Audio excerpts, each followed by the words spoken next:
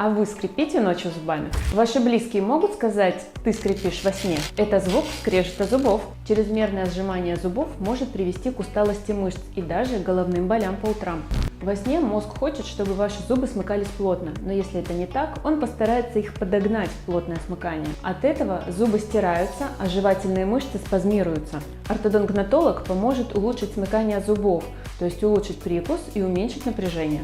У 95% моих пациентов проблема с сжиманием зубов либо ушла, либо стала совсем незначительной.